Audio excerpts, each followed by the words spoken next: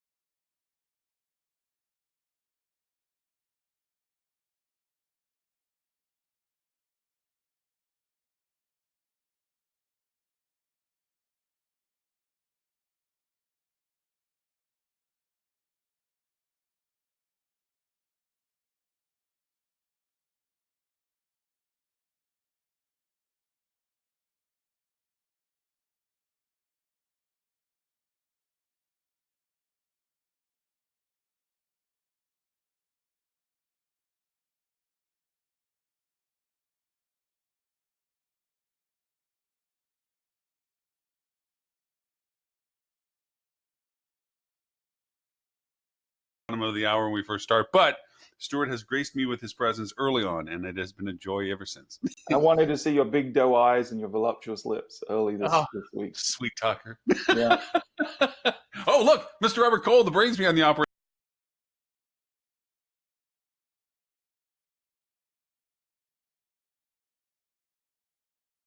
Stop popping in. Oh, hi. How are you? If that's the brains behind the operation, we're in trouble, right? Yeah. Yeah.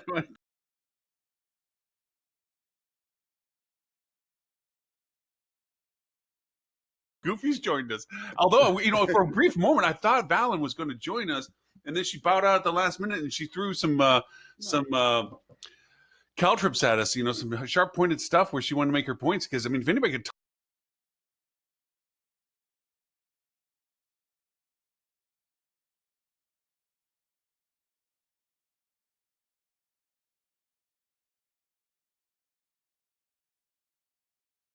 talk on our hot topic today, which we're going to tell you about in just a minute, it would have been her, because, Nor 1 is kind of like in the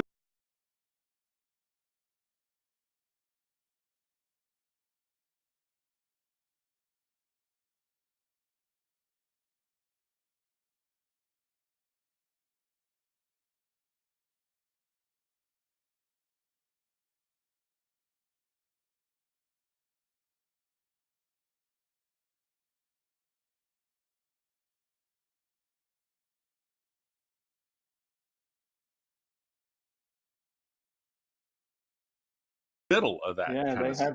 Yeah, they have a lot of experience. So you think that she would be, decide to forego any of this client garbage stuff that pulls us out of these conversations. If Valen is on the show, we may all love Valen, but if she's not on the show, we can trash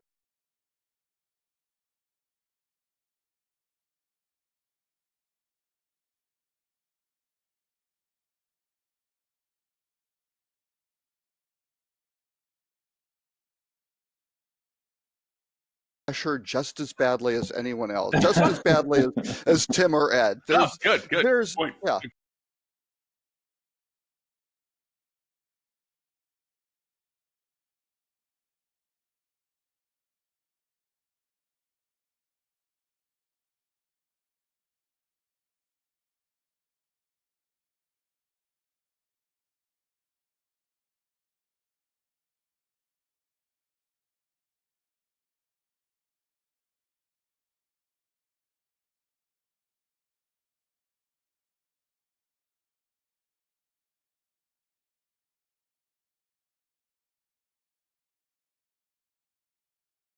Point. Yeah.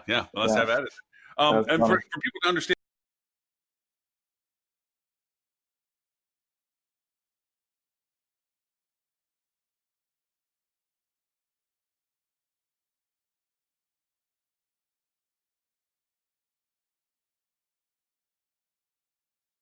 why we were so we and Mr. Robert Cole is generous with his time, overly generous, a man of many talents, of great insight, wisdom, resources. What other words did you give me? Sleep is so overrated. But he curates a wonderful list for us. But in the midst of this, Mr. Tim Peter, who is yet to show up, so we get to bang on him a little bit, threw out an article that Focusrite had generously posted about with his name on it. Well, Focus Wire. Oh, Focus Wire. Excuse me, Focus Wire. Yes, this is correct. You're right. Yeah, A wholly owned subsidiary of Focusrite, Yeah. but quite different in. yes. They let anyone on Article. Focus Wire. Yeah, had an article that Tim had wrote. Right. Yeah. Kevin May has very low standards. Yeah. He'll I mean, print anything. They let Tim Peter on there. They've let me on there before. Yeah, there's just a What was very ours? low bar. I don't know if does Rolling Stone still have their old slogan that used to be always the New York Times was all the news that's fit to print. I believe Rolling Stone used to be all the news that fits. Sort of thing. Yeah. So they're taking a very rock and roll attitude. And he quoted some, I don't know, somebody I never heard of, Robert Cole in the middle of that too. He quoted somebody like that in there in the middle of the article. What? Oh, Yeah. I don't. I mean, talking about grabbing at straws and unsubstantiated claims. I would certainly discount any sort of somebody citing that guy as a source. Solid Good the Lord. argument. I was with him until that point, but as soon as he There you go. Yeah. Oh, well, got to pick on Ed because Tim's here. We can't pick on Tim as much as we were just doing. Mr. Tim Peter. Oh wow. You can pick on me anytime you like. I can thank you. I can take it and dish it out, fellas. Yes, you can. He welcomes it. Yeah. Yeah. Yes, he can. Well, I was raised by Catholic nuns, so I take that as a There's ruler scars on the back of them knuckles. If there aren't beatings going on, I just take it for granted. Something's not right in the universe. I somewhat fortunately, and I can thank my sister, was not raised by Catholic nuns. She went to Catholic school for, I believe, 6 years, and I know certainly in her sixth grade class, the first year teacher or the first year nun who was teaching did not come back to teaching and may have left the faith completely. Sure. Due to the rather rambunctious and devious behavior of my sister and her friend. And I wound up, because she was a few 5 years older than me, I wound up not going to Catholic school. I'm not sure if I wasn't invited or what the dynamic was. Any of the Cole family is not allowed to come, but Yeah. all right. So thank you, Thank you, 12, Tina. By the way, I think second grade through 12. And to be fair, my high school was run by Catholic monks, Benedictine monks. And they were actually profiled on 60 Minutes. I'm very proud of my alma mater. I'm very proud of St. Benedict's Prep in Newark, New Jersey. Phenomenal school. They were profiled on 60 Minutes. It is in inner city Newark. The class makeup is about 75% African American. It's about 20% Hispanic, and then the rest made up of Asian, white kids, et cetera, et cetera, et cetera. They have almost a 100% graduation rate, and almost 100% of the guys who go there graduate from a 4-year college, and they are frequently profiled because people are trying to figure out, how do you guys manage to pull this off? Wow. It's a really, really, really cool place. So how do they put you in context? Were you the they one that started pulled the keeping bell those- curve down? I am the one who kept the bell they curve down. started That's keeping exactly right. They started keeping those stats right after Tim graduated. That's Right. After I- When it was after a I'd been out of high lawless- school for It was 5 a years. lawless school. There's a Yeah. 100% graduation since Tim left. Right, exactly. That is precisely correct. They started keeping those records 5 years after I left the school, so that they could say it's clean. 4 years after. Okay, all right. Hey, so I put up our this article from some Yahoo. I don't know, unsubstantiated claims of some context. Tim somebody. But since we have the source of all this, and kudos, because it really solicited some great conversation that we had earlier. I was trying to say that Robert curates a list for us, and then we talk about this, but Tim was gracious enough to go over and point this article out that he just had published. And it really brought up some great conversations between us, Fallon, who unfortunately is not going to be able to join us, but she made some great points that I definitely want to throw in our conversation when we start. Yeah, for sure. Definitely, by the way, people should address Valen's last email, because I think she is spot on. It's a nice summary of my point. Yes. And I was just being contrarian. I actually believe very close to what everybody was talking about. I just wanted to throw in the fact I wanted to play Ed for a while and disagree with anybody just because it didn't come from me. So, but I definitely agree from the perspective. But for those, Mr. Tim, since it is your article and it is in the context that you inspired this conversation, or what we'll have, please bring us into the conversation. So I wrote this. It's funny. It just got published this month. It actually was in response to an article that Simone Puerto wrote in June about attribute-based selling, and he made a lot of good points about the benefits of attribute-based selling. And I want to be very clear. I think the article, I'm going to come off as the guy who thinks attribute-based selling is a waste of time or terrible or things along those lines. I do not think that. What I do think is that people are pinning a lot of hopes to attribute-based selling that are, unlikely to come to pass. So, attribute-based selling is basically the idea of you can unbundle the room type, you can unbundle the various amenities from the room, etc., and then price each attribute individually and sell that to customers, guests who are looking for that specific set of attributes, and thus make more money. That's a nice theory. The other thing that it is often touted as is that it's a great way to regain some control from the OTAs, because of course the OTAs won't have this content and won't be able to unbundle and rebundle the inventory, as nimbly as hotels will. And again, that's an interesting theory.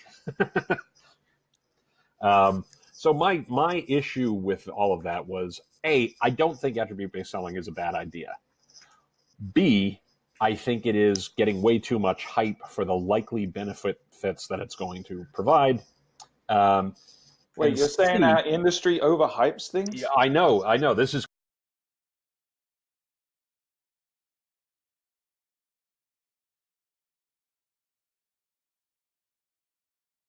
crazy, Stuart. I don't know if you've ever run into this. But apparently some people think this is going to be the holy grail that is going to finally put the OTAs in their place and make everybody want to book direct always and forever.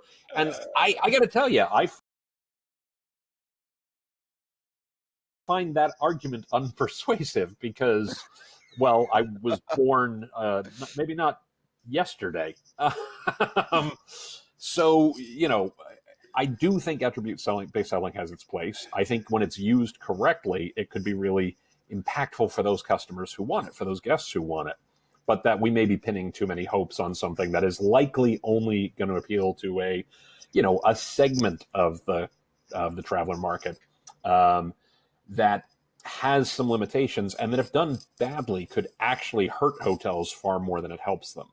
And if it's okay, I realize I've been talking for a minute here, but if I can just finish one point here, that's actually my biggest concern, even though I get to it, I think, third or fourth in the article. My single biggest concern is I think once we start unbundling inventory, people are going to start to shop for price on the pieces that they want. And if it's done badly, you could actually hurt your revenue because you are likely to, people are going to go, wait a second, I don't care about the view. I care about this thing over here. So I'm going to pay a lot less for the view and I'm going to pay more for the thing that I want. And I'm going to find the places that have the things I want more because they have more of that or a better price or the like. And we're just going to create a whole new, conflict there.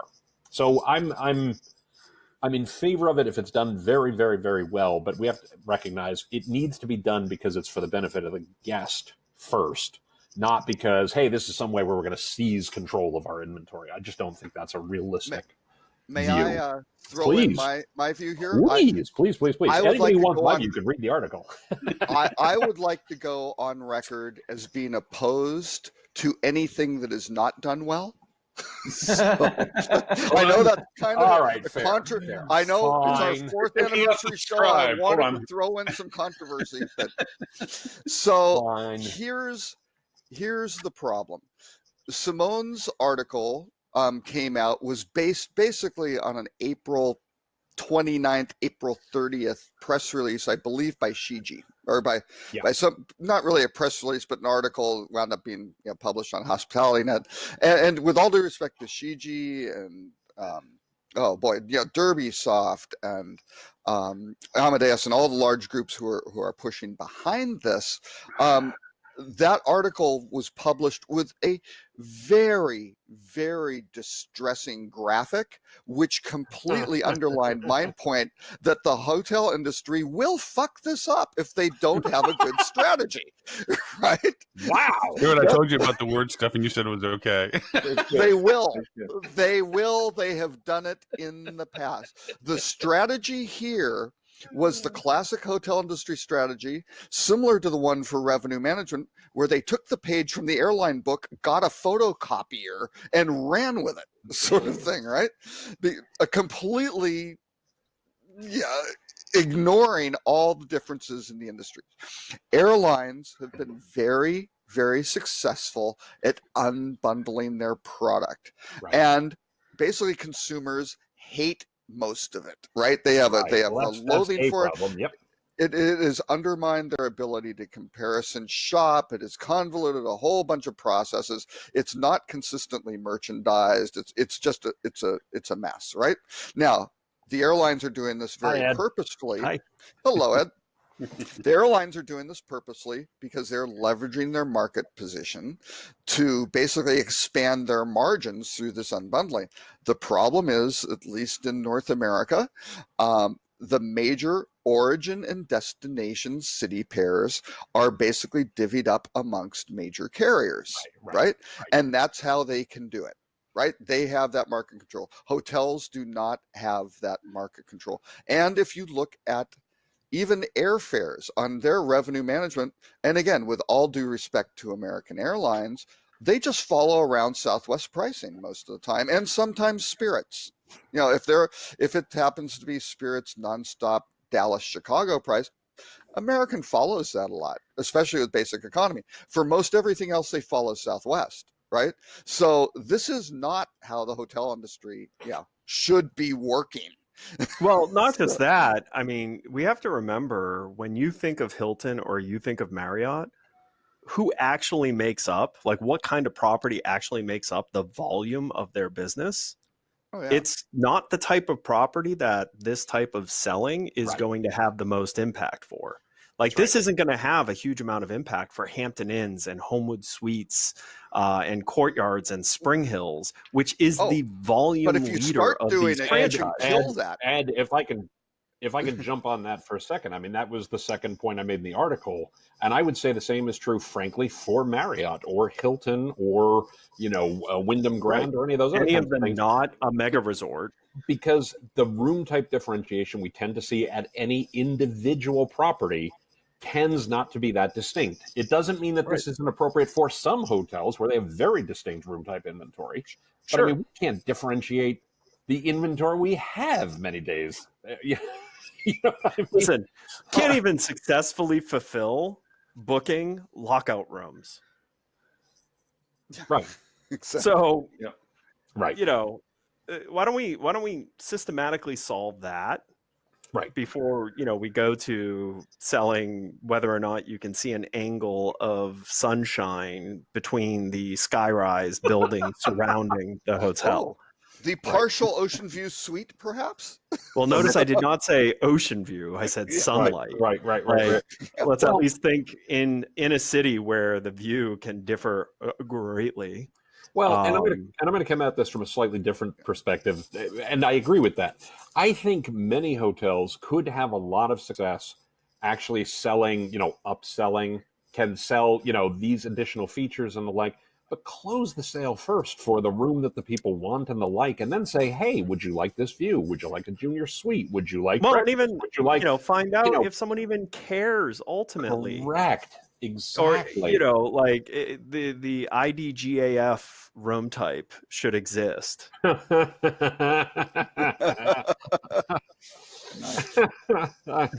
Yeah. Well, because there are times based on why and who you're traveling with that literally the hotel is a box to put your stuff in and a pillow to rest your head on. Right. Nothing else about the attributes of the hotel matter to you. And there are trips where that is true. And then there are trips where, I'm going to spend a lot of time at the hotel. For sure.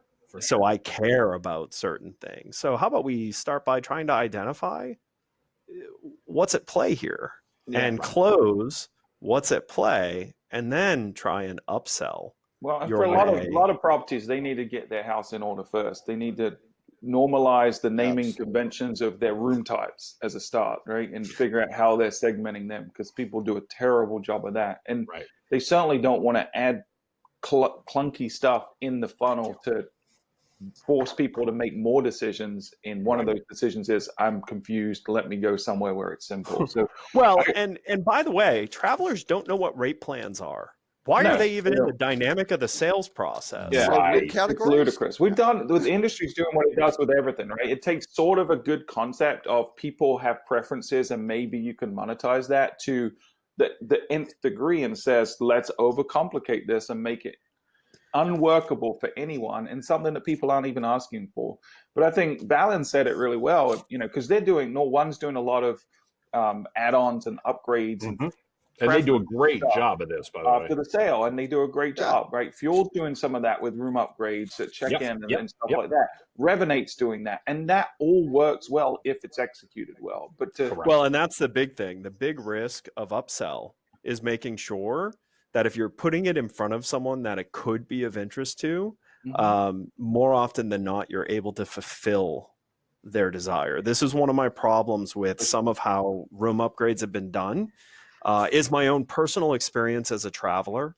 I've actually been, every time it's put in front of me as, hey, upgrades may be available, for this much money after the sale, I've never gotten it.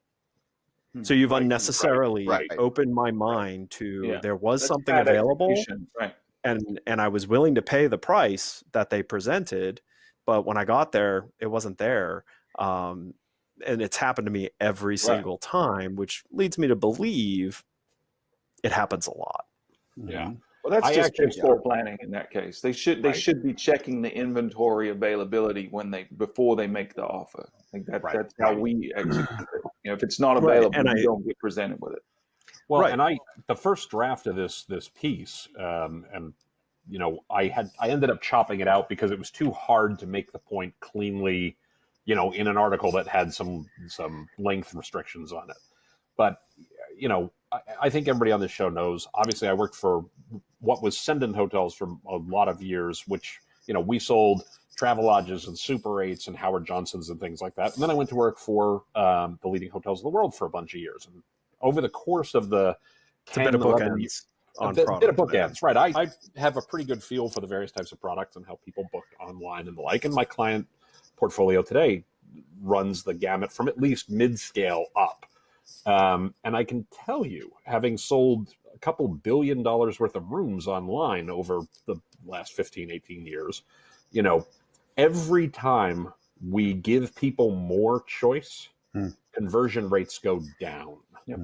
right? Yes. I actually started with a reference to the book, The Paradox of Choice, and then I just couldn't make it work in the context of the article and make the other points. Right. But the reality is, we always think people want choice, and they do want a degree of choice. But what they also want is a very clear, here's the thing you want. Here's the thing you might want. And here's the thing maybe sort of you could want if you wanted it. And then get the hell out of their way and let them do that. Because one of those three, one of those four is likely the right option for 95% of the people. 98% Good, better, of the best people. is Good, the level of better, choice best. people want. Yeah. That's a great way to sum it up, Ed. And then have an off ramp, right, to a different experience. For some sure. people, that small percentage of people that want to be a pain in the ass, right? So you give them that option, but don't for the Lauren Grays of the world, right? Don't penalize the majority of normal people because you've got some weirdos out there that. And that's my point about attribute-based selling, right? Yeah. For that segment of people, there's a story I use all the time when we talk about this. Of any kind, when you look at faceted search or things like that, you've all seen, everybody's familiar, when you go to Google, you do a search and it says all, and it says images, and it says videos, and it says whatever and whatever and whatever. What's interesting is that Google now knows enough about your intent based upon the search word that if they think a video is the right answer, they put the video right in the search result. If they think an image is the right answer, they put the image right in the search result. The reason that they've done that is because on a percentage basis, nobody clicks the little tabs at the top. Nobody. No, I mean, Google gets 3 million searches a minute. So, I mean, if a tiny percentage clicks on it, they get a lot of clicks. A lot of people. Right, but if a you lot of build people. But in solutions percentage terms, for the it's a spam very- level percentages, Right, exactly.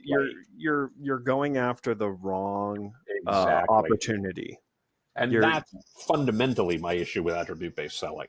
Yeah, I agree. Make it available to those who want it, which is going to be a small percentage.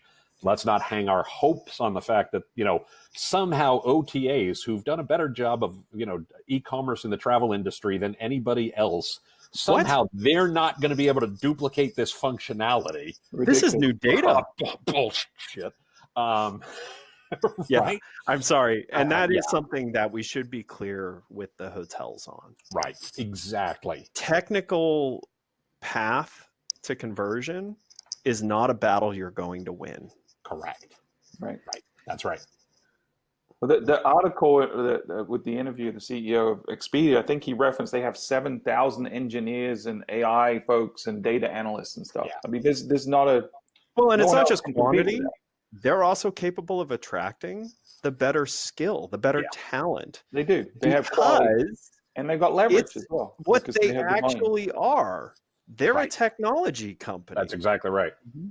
Where hotel companies that have technology departments, inevitably an engineer knows they're going to spend most of their time doing the things that the non-technical person desired. Right. Where with Expedia, the engineers are primarily working for product people who are developing product for technology purposes. Well, Yep. and I'm gonna come at that from a slightly different perspective, Ed, because I understand the point you're making, and I agree mostly, but I look at it a little bit, 30 degrees off center from where you are, right? I think the hospitality industry is capable of attracting, and has in many cases attracted, some really competent, really skilled technology folks, and some really capable, really skilled product folks. However, Exceptions to the rule do exist. and where I But would the agree with rule you. is Well, the gravity of a hotel group correct. By the way, I is agree. not the same as the gravity of an Expedia. By the way, I completely agree with that. I actually refer to them all the time as gravity wells, right? Because they suck in everybody who wants to do that thing. What the hotel industry does, what the travel industry does, what the travel technology industry does in terms of attracting technologists, is they attract technologists who seem to be interested in solving those problems specifically for travel. So you're getting a narrower set of folks from the outset. What an Expedia can do, what a Booking.com can do, what a Google can do in some of their travel ambitions and the like, is attract engineers who are interested in engineering for its own sake. And so they just get to draw from a larger pool, right? Right. So it's not even necessarily that the very best person at one place couldn't be as good as some of the best people at the other places. It's just that the universe of people who are going to be attracted to those two different types of places are going to be very differefully sized universes.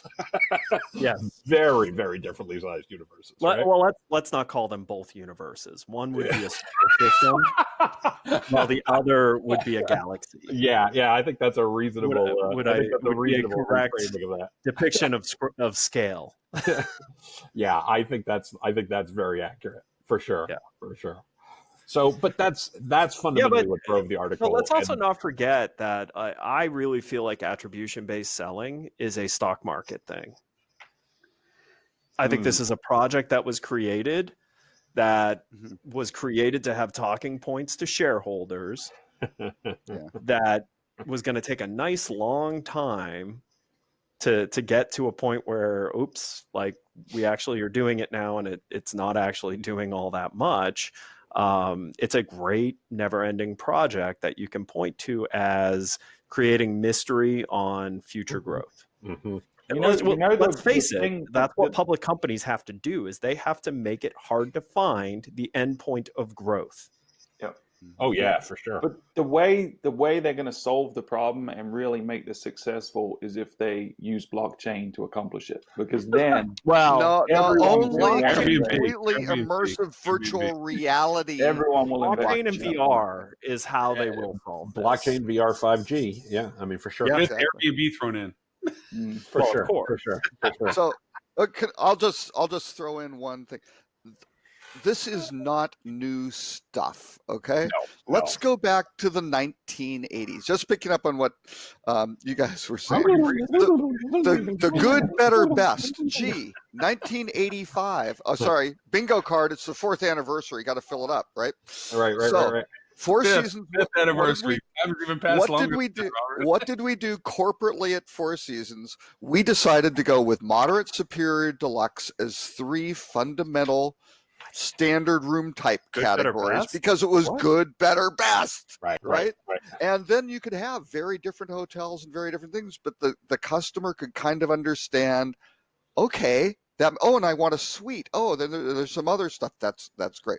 By the very way, simple. I also want to point out another reason why the architectural investment in attribution-based selling is insane, because the people who actually care about it enough know how to get that, which is you just call.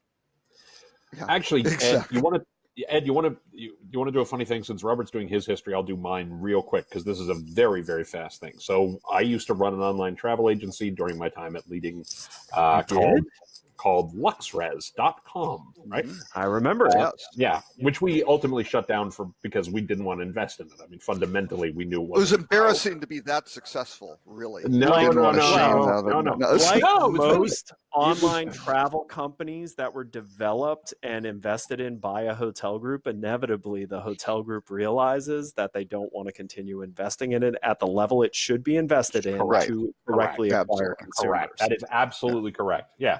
It was actually profitable. It made good money, but to get the growth that people, originally thought it was going to get, it was going to take a lot more investment than anybody had the appetite for, which is fine, which is totally fine. But our best-selling product, our most profitable product, was packages. We sold some tremendous packages because we were able to put together, as you might imagine, as a luxury company, some really spectacular packages. The way that we sold the most of them, by far, we did all kinds of testing around this, was we would have a promotion page, a package page. We would develop a page to merchandise a package, and we would offer the good, better, best version of it. And, the good version was, I'm making these numbers up because I don't remember now, the good version was $8,000. The better version was $10,000 and the best version was $15,000. And we played with things like price anchoring to figure out what was the right thing to do there, etc. Doesn't matter. The point is, every time we tried versions where people could do their own and the like, conversion rate was crap. Every time we gave them lots of different options, conversion rates were crap. Every time we gave them good, better, best, every time we gave them good, better, best, the call rates on those were enormous. Enormous. And the funny part was, almost nobody booked the good, the better, or the best, because people would call and they'd go, man, I love this package you got here, but the good is good, but what I'd really like to do is, instead of going here, can I go here? And instead of doing this, can I do this? And instead of doing this, can I do this? And we'd put together a package that went from $8,000 to $15,000, and people were thrilled, and the conversion rate, the profitability was spectacular. But what drove the interest in the first place was good, better, best. Right. Yep. I think And you that's can this up to one of your other articles you put in here, Robert. We might get to about America. hang on. I'm still back in the 1980s. I was. Yeah, that's right. We're still back in the 80s. Okay. I'm not leaving the topic. I was just referring to the fact that something else about this. But go ahead. Okay, just very quickly. Number 2, and like Tim, worked at the top of the market and the bottom with Journey's End. At Journey's End, we were building. By the way, is a bad name for a company that handles the bottom end of the market. I did not check in. The company. Go to endoftheline.com. Go to endoftheroad.com. I joined after that had already happened, but we still made it the damn second fastest growing company in the country across all industry sectors.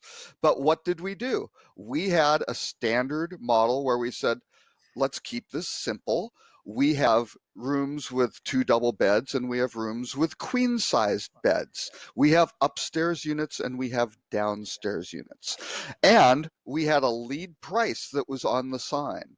And if there was an additional person, it was $7 more. So we had a very nice structure. So, if you want an additional person, it's this. If you want a king or a queen bed instead of 2 doubles, it was a slight surcharge. And if you wanted, I think it was a downstairs versus an upstairs, that was a little bit more. So basically, you could figure out at any property, you saw that lead price, and if you were an insider, you kind of figured out, nothing's going to be more than whatever, $15 more than that, right, for what I need, right? A very, very simple calculation. Right. And it worked miraculously, and not because it was, just all structured like it made sense, and it produced value for the things that customers were looking for. The downstairs room had like a sliding door to the parking lot, right? That's better than having to go upstairs because a lot of these didn't have elevators, right? So, yeah, you had things like that, and you just kind of it was completely customer focused, and the pricing reflected the value that the customer like perceived. a Ryanair style. Well, even more simple. I worked for Wyndham. We owned Super 8. Super 8 when it started in 1974. You know why it was called Super 8? $8 a night. $8.88 a night. Which was a third higher than Motel 6. Yes, so it was. Talk about expanding margins. Yeah, and it was incredibly successful because they simplified it. Right? They simplified it. Now, is that appropriate in 2019? No, of course not. But somebody might be able to get away with doing. The thing you have to always remember as a marketer is you care a lot more about what you're doing than your customers care about what you're doing. Wait, no, stop, Ed. That's not. And sometimes you do have to take a step back and ask yourself, are you doing this for you? Right. Or are you doing this for your customer? Right. And attribution-based selling is not for the customer. Not for the customer. No, and I'd like to add to that statement 2 things. One is that women were charging resort fees and saying, these are all things we're offering to you, and we're charging you the opportunity to be able to to have this access and so forth. And now we're going to unbundle that concept and say, no, you're right. We shouldn't charge you just to have generalized access. We're going to charge you for aspects of this now, and based upon what you want to have for it. So we're changing it, and the consumer has gotten dulled to overstuffed pillows and oversized rooms and opulent and any other adjective we can throw at them to somehow change our description of our product in a way that sounds bigger and better than what it actually is. They're through the bullshit, so to speak, of the white noise of the words we use. And now they know that if we're doing it this way, it's because it's a better way for us to exploit more monies from them, not because, to Ed's point, it's to the guest improvement that we're doing this for. And but I will also say, and this is in contra to everything I just said, that I thought that when I first got into hotels, that all of the ancillary services were fat, bloated leeches that didn't know how to run a business, because restaurants relied upon the hotel, didn't care about whether they made payroll because they didn't have to worry about it. Their expenses were covered. The repairs were somebody else paying for it. The hotel paid for the restaurant, whether it was profitable or not. So the restaurant didn't run as a business; it ran as an accessory.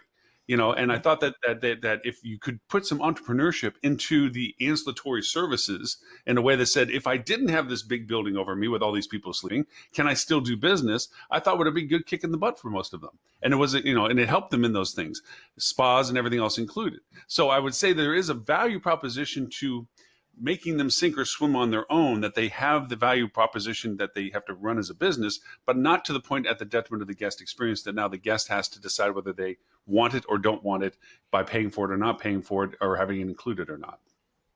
Well, you need a budget and a strategy for each of your operating departments. So you say, here's food and beverage.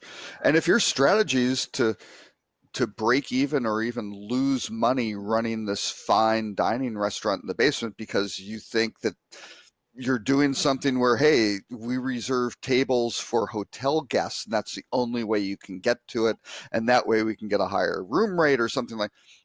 Okay, yeah, but then that's maybe just that correctly maybe that attributing. Like if that Exactly. raises your rate on the Right. hotel side, you need to attribute some of that raised rate Absolutely. correctly Yes. to the To loss leader. Right. Right. I mean, so it's correct and incorrect. Like it's not one size fits all. Because I would make an argument that a restaurant that draws people into a hotel that otherwise wouldn't be at that hotel actually creates a opportunity of awareness. Oh, That hotel's a absolutely. great place to stay. Right. Because if a hotel's got a great restaurant Yeah. that locals want to go to, when their friends Absolutely. ask them, where should I stay when I'm coming to town? They're going to recommend the hotel with the great restaurant. Wait, Ed, I'm very confused. It sounds to me like you're talking about an integrated marketing and sales strategy for all of the services. No.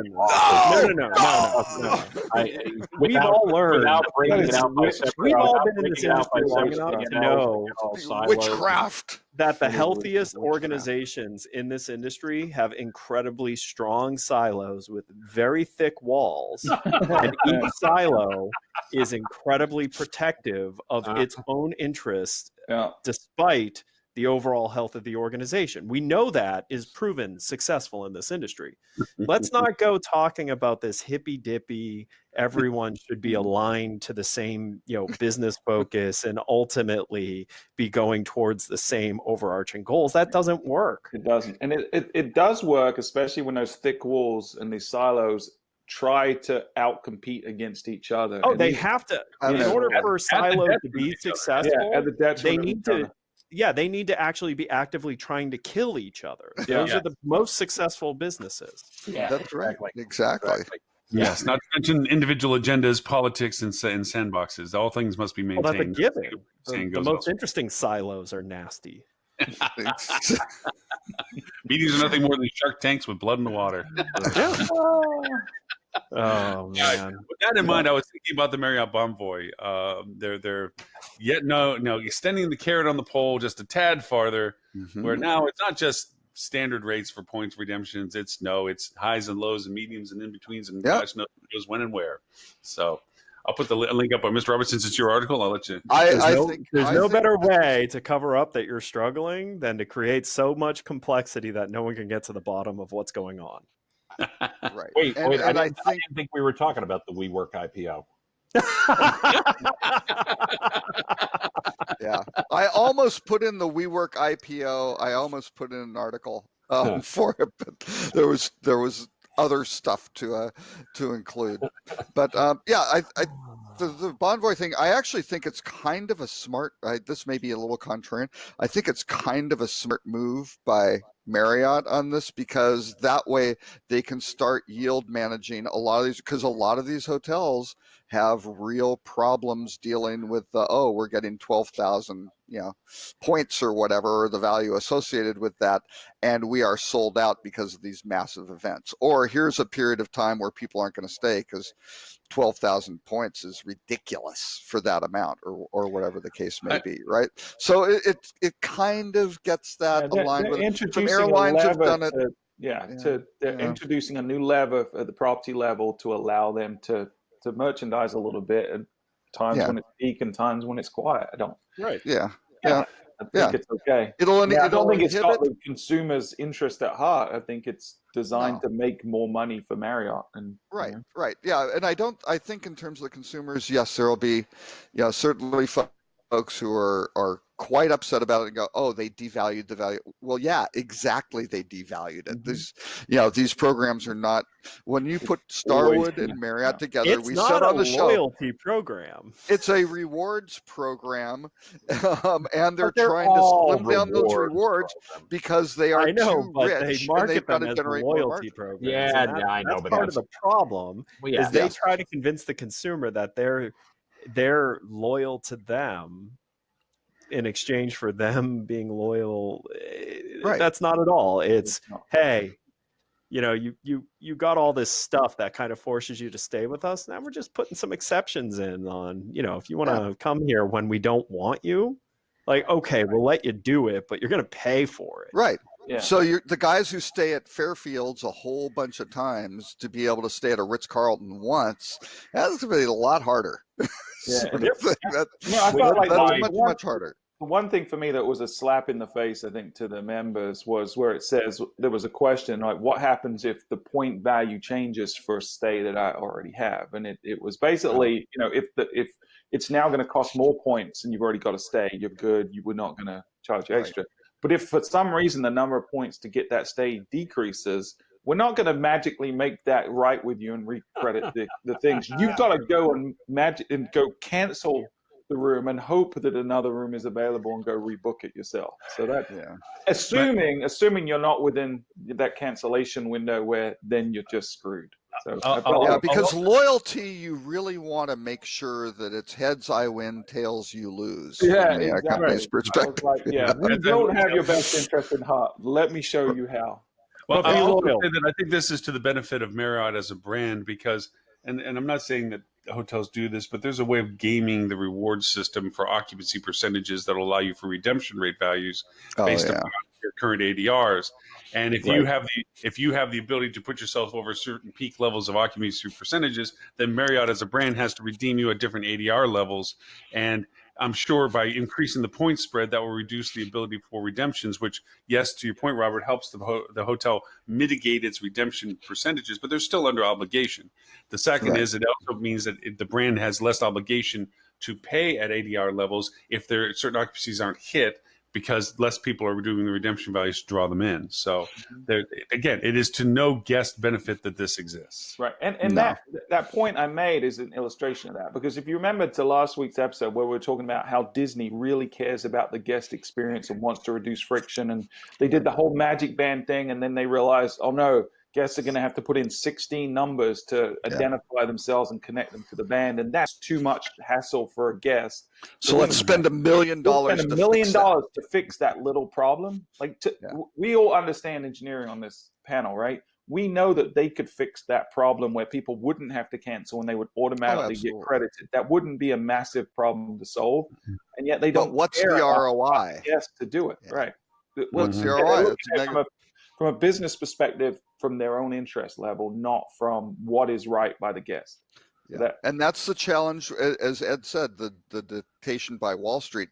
It is incredibly difficult for these major hotel brands to do something that is, best for the guest. And hey, we're going to take a hit this quarter, but we're retooling the loyalty program, and we're going to take a hit in the third quarter. But hey, next year it's going to work out great because we're structured for the future. That doesn't work in that environment. It's like nope. Just make sure it works this quarter. And by the way, we want that in the future too. So we'll take both. They like to check that box of both. Hey, do we have someone else joining? I was going to talk. Yeah, I can't. There's a little black box that popped up here, and I don't know. Someone had their joined hand raised, Scott, so I just clicked the green check. Hey! Oh, and he's sideways. Though. Scott, you got to unmute your microphone. Here, let's not make Scott feel bad. Okay, now we're doing. Don't press the big red button. So don't push the big red button. Do not push the red button. Yeah, which. Just the microphone button. So Scott, there's a microphone button that you got to hit to turn on your microphone. Up at the top, right next to the video button. Got it. You already clicked. There you go. There we are. There we go. We good? Yeah. Yeah. Are you still This sideways? is so, That's it's all so right. complex. I don't know why. I mean, gosh, how do people figure that That- out? The whole click the Nobody does. microphone. Wait, because it is our fourth. This is our fourth anniversary show. Fifth anniversary. We are on the Fifth. webinar. We are Robert. on the Webinar Jam platform that Lauren discovered. But this is only after we were on the Huzzah platform, the short-lived Right. Huzzah platform, and before that the blab.im platform, which Yeah, also deceased. So yeah. Oh, that one didn't stick around? Are you serious? Blab.io? Yeah. No, and we're Yeah. still quite Goes down, amazed. yeah. Webinar Jam is here, so we normally kill We're the on Webinar platform. Jam for it. So yeah. Awesome. Anyway, Well, thanks for so- letting me join. I couldn't miss the fifth anniversary celebration. right. It's the fourth. It's the fourth. Lauren doesn't know how to count birthdays, but it's okay. It's fifth. Your fourth birthday is I after feel the like I'm first with year. Robert on this one. How many shows have there been? 210? Yeah, we looked around for a year beforehand for it. But anyways, well, with that in mind, Mr. Robert, pick the next happy topic for us. Oh, I don't pick the. I Am I throw up the only one who's still topics and seeing you guys. Scott sideways? Because I'm going to fall out of my chair in a second. Yeah, let's all just do this. Yeah. No, you're. That's upside down, Stuart. You got to go the other way. So. Well, he is from Australia, so Oh, that's true. That's a very, very good point. So, Hey, okay. All right. I'll throw one out there about the Pick one. Skyscanner closing its local traffic, because we've had this discussion about Google and its travel application coming into play. oh, poor GoGoBot. Poor little GoGoBot. Yeah. Yeah. So Where Skyscanner, Travis- since they've acquired it and so forth, have decided that they're going to shut down the localization. Is Google the only one that can do this? Or, I mean, even TripAdvisor does it poorly.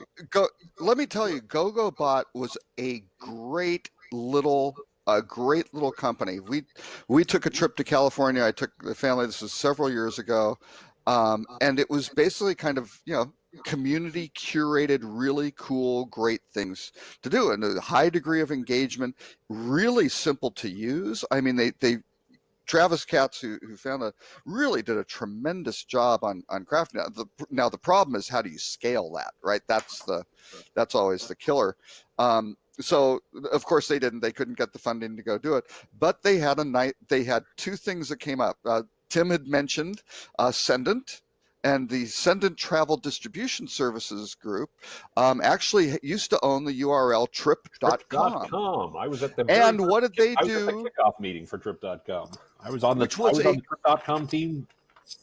Yeah, which was a great URL for travel. And what did they do? They let it lapse. Yep. And Travis picked it up for. Yep. They let After it I lapse. left the company, let's be very clear, long after. We are talking, just completely ridiculous. He didn't have to go pay $10 million.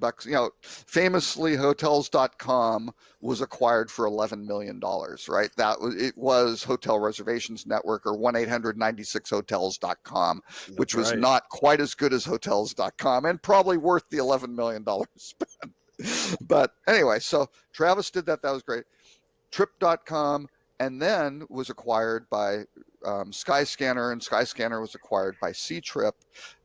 They use some of the stuff, but basically, Ctrip now for their English language product is Trip.com, which is brilliant for Ctrip, because you kind of have, it's Chinese Trip.com, and then you have Trip.com. Yeah, it works brilliantly. So yeah, Travis made a bunch of money out of the exit and things like that, and they did some good things, but RIP GoGoBot, which was a cool little platform. And boy, if TripAdvisor or any of these other groups, Google could do what they were doing, it was fantastic. But Well, I don't think they can. As ever, I have a slightly different take on this. And I first of all, I agree with what you just said, Robert. I also think that, you asked an interesting question, Lauren, a moment ago about, is Google the only one who can do this? And the answer is yes, but not for the reason not for a different reason than the reason behind the question, I think. Okay. Which is, all of these things are features. Like, this is just part of search, right? Google's the only one who can do it, because this is just the information people expect to find when they search for and have specific intents. Why did Google get rid of their app? Because they're just going to bundle all that into the search experience or into maps, or where it's most appropriate for guest and absolutely customer intent. So if you can't get people to use you because their intent is to do that, then none of those apps are going to work. It just is a feature that needs to exist within the search experience or the social experience or wherever they happen to be when their intent is, oh, by the way, I'm curious about where good places to go and good places to stay. And right now, Google owns the intent part of the funnel. Right. And Google and Gogobot. Oh, go ahead. To prove that point, Google just announced all of the features that were in their Trips app are now getting rolled into the Maps. Wait, I'm shocked. I'm completely and utterly shocked. I'm gobsmacked. Nostradamus over there. It does lead to the fact that one of the other articles you pointed out about that for the first time there's zero clicks in Google compared to click-through actions, and I thought I read that article into being a little bit more about the fact that you're just inquiring and you're not acting. You're the assistant engagements and so forth. The questions and so forth, but you're not acting on what you're only getting a query back or something like this, and you're shaking your head, Tim. No, because you're getting the answer to your question. You're done. Right. The answer boxes are appearing more and more. More and more queries. And we should talk about the Rand Fishkin. Who spoke at the Milestone conference a couple of weeks ago, who was great. Founder of Moz, the Wizard of Moz, right? Had founded Moz way back. No longer at Moz, by the way. No. He's got SparkToro. Yeah, SparkToro is his new venture. But with that, and all that data that he figured out was from JumpShot, which is a great little analytics firm. I was talking to Ed about it yesterday. I love JumpShot. Darren Baker, who's the CEO, former Travelocity, I always forget the name of that damn company. Switchfly. I don't know why I can never remember Switchfly, but because they weren't always Switchfly, they were something else. They were EasyRes for a while before that.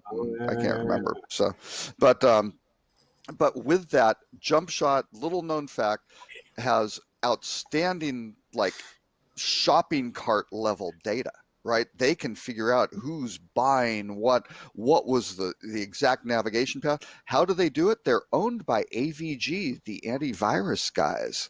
So it's all anonymized, but they've got all the full string of your whatever's going into your browser and getting clicked on, because they got to go check and see if there's a virus related to that, and that's good. They're keeping you safe, but at the same time they're just anonymously putting that information on the side and then allowing it to be mined, which ironically, again, then going back to the 1980s, since this is an anniversary show, the original funding of Pegasus was dictated by Trident Capital, that they would develop a business intelligence product, taking all of those requests and responses for hotel rooms, anonymizing it, and putting it back for an analytics product, which they never did. So, but yeah, that is a very, very interesting business with very, very powerful data, and I'm hoping to get a hold of Darren and those guys and see if they want to do something that would just be on the travel vertical, which I think would be very interesting to see these click-through rates of how much stuff is flowing through Google versus what's actually winding up going to OTAs versus going to hotels at the top of that search funnel. I think that would be fascinating, and I'm not sure if I can convince them to do it. OTAs actually come through Google anyways. Well, yeah, but they can figure that out. They've got that whole stream, right? Which is pretty amazing. Right, so you can see exactly what's happening. So we've been dominating this guy, but just had a chance. Since we have the pleasure of your company, what's been going on?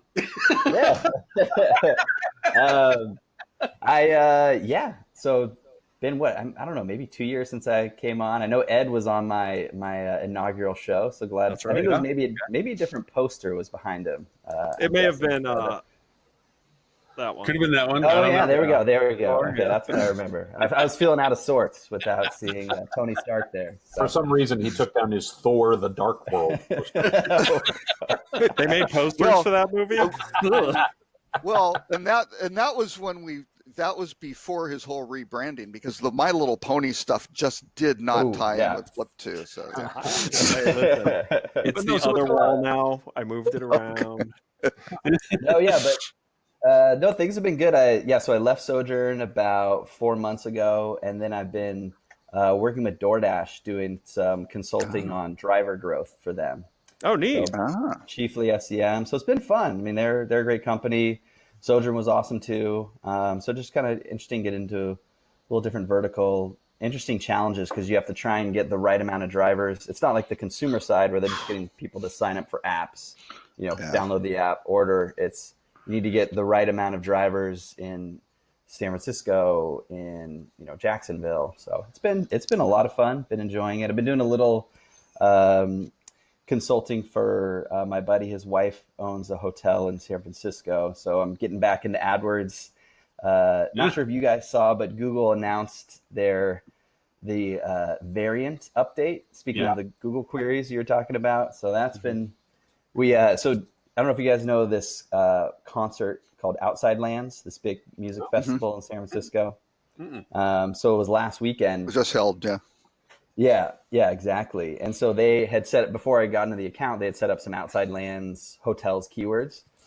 So I dug in the other day and, oh my God, the change just totally messed it up because they had a bunch of, there was this Fairyland in New Hampshire that people were searching for hotels near, and it was matching for that. And it was just... I am from New Hampshire, and I have never heard of Fairyland. It was it was at least 50 clicks. But then again, too, I'm also from Southern New Hampshire, and I have never seen Southern New Hampshire University.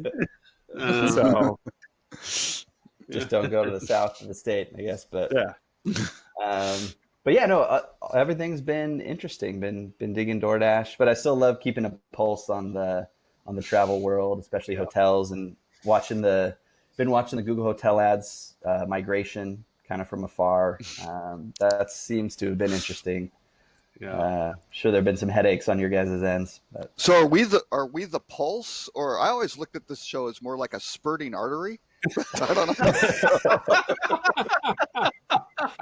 Oh, that's painful, but might possibly more accurate.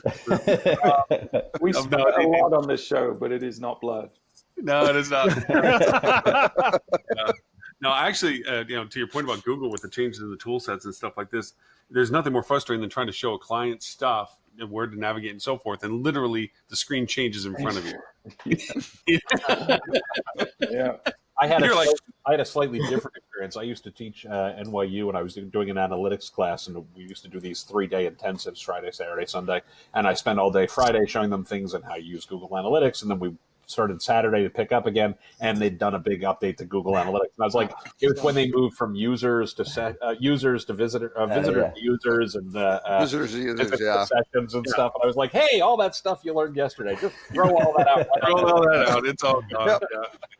Well, I mean, that is no longer true.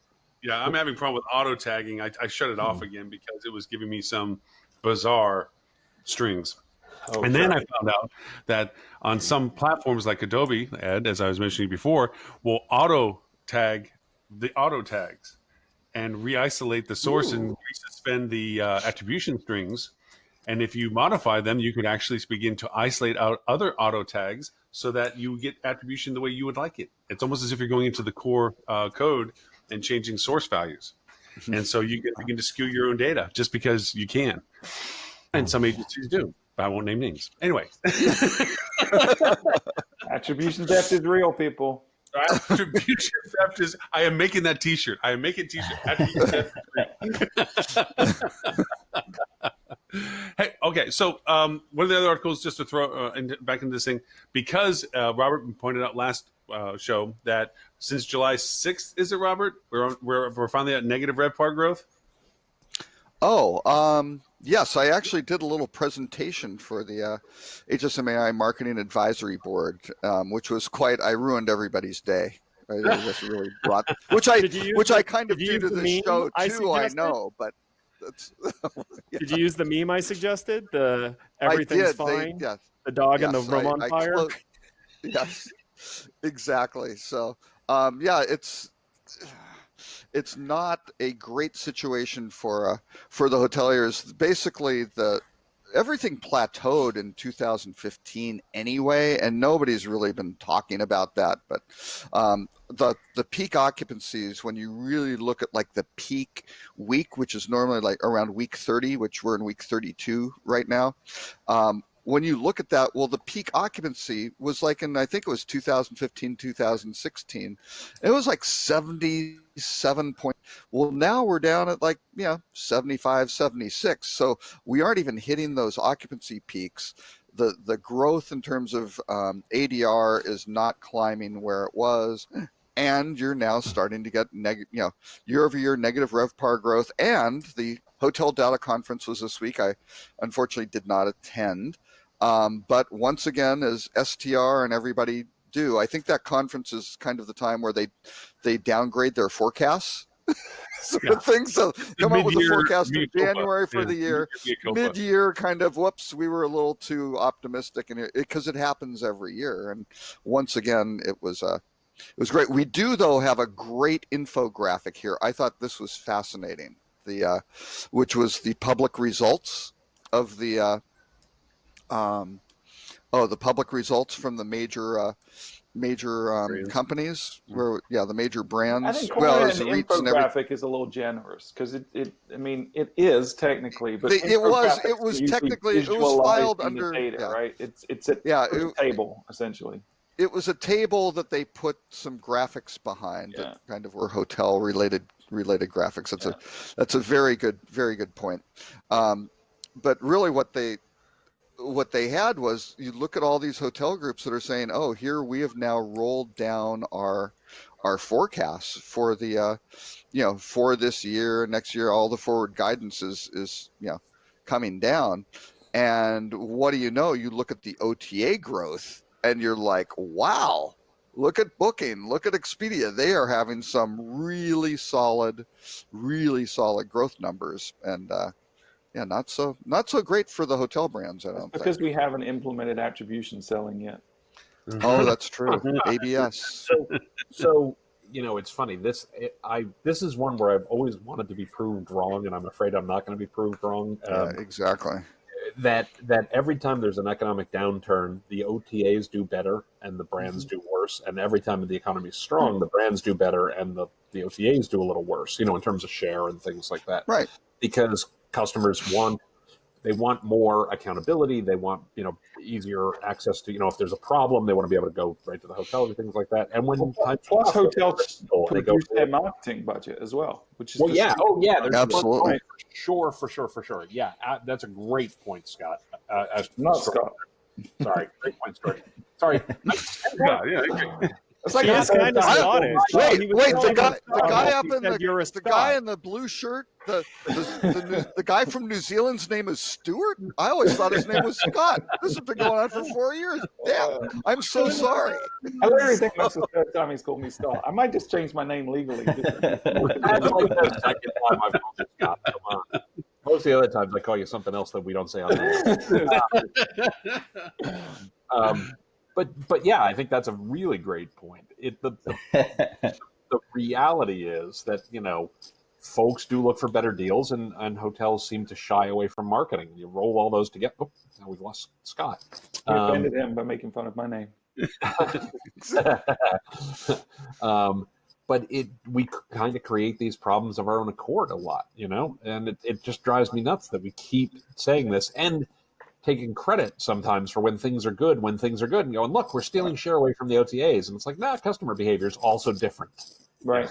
And I wrote an article recently for Hotel Executive that kind of pointed out the fact that we've had such a good run of great economy, just the industry's been growing every year. And yet we've kind of rested on our laurels and accepted whatever our reliance on OTAs was. But we should have been working hard throughout that period to reduce our reliance on OTAs, because if you think about the last time a downturn happened, everyone's reliance on OTAs increased, but it never came back down.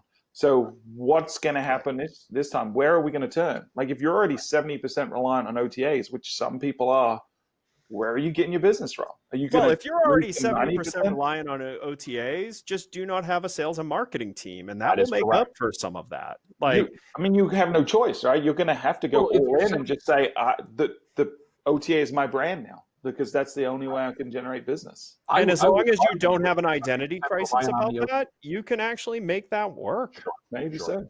so. I would argue if you're already 70% dependent on the OTAs, you don't have a sales and marketing team.